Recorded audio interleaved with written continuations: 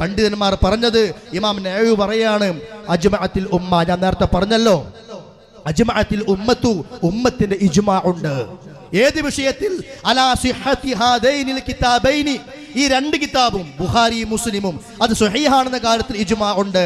വ വുജൂബുൽ അമലി ബി അഹാദീസിഹിമാ, ആ രണ്ട് കിതാബിലെയും ഹദീസുകൾ വെച്ചുകൊണ്ട് അമല് നിർബന്ധമാണ്, അതേ തെളിവിന് വേണ്ടി ഉദ്ധരിക്കാവുന്നതാണ് എന്ന് ഇമാം നവവി റഹ്മത്തുള്ളാഹി അലൈഹി പറയുന്നതായിട്ട് കാണുവാൻ സാധിക്കും.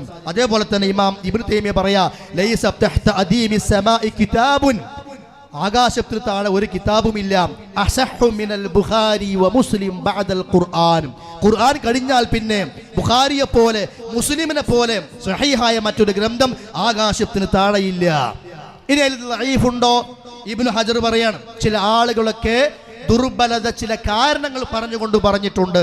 അൽബാനി പറഞ്ഞ ചില കാര്യങ്ങൾ കാണാം. അതായത് ഈ ഹദീസിൽ ഈ പദമല്ല ഇന്ന പദമായിരുന്നു വരേണ്ടിയിരുന്നത്, അതാണ്. അല്ലാതെ ബുദ്ധിക്കെതിരാണെന്നല്ല. ഇന്നത്തെ വിമർശനം അതാണ്.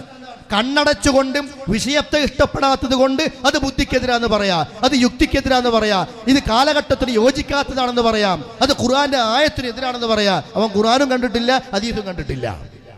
അതാ അതിന്റെ വസ്തുത. ഇമാം അൽബാനി പറഞ്ഞതല്ല, ഈ ഹദീസിൽ ഇവിടെ ഇന്ന പദമാണ് വന്നത്, അവിടെ ശരിക്ക് സനദിൽ ഇന്ന പദമായിരുന്നു വരേണ്ടിയിരുന്നത്. അങ്ങനെയുള്ള ചില വൈജ്ഞാനിക തലങ്ങളിലൂടെയുള്ള നിരൂപണങ്ങളും വിമർശനങ്ങളുമാണ് പണ്ഡിതന്മാർ നടത്തിയത്. അതല്ലാതെ കണ്ണടച്ചു ഒന്നിച്ച് ബുഖാരിയുടെ ഹദീസ് ലഈഫാണ്, അതിൽ ലഈഫ് ഉണ്ട് എന്ന അർത്ഥത്തിൽ ഉലമാക്കൾ സംസാരിച്ചിട്ടില്ല.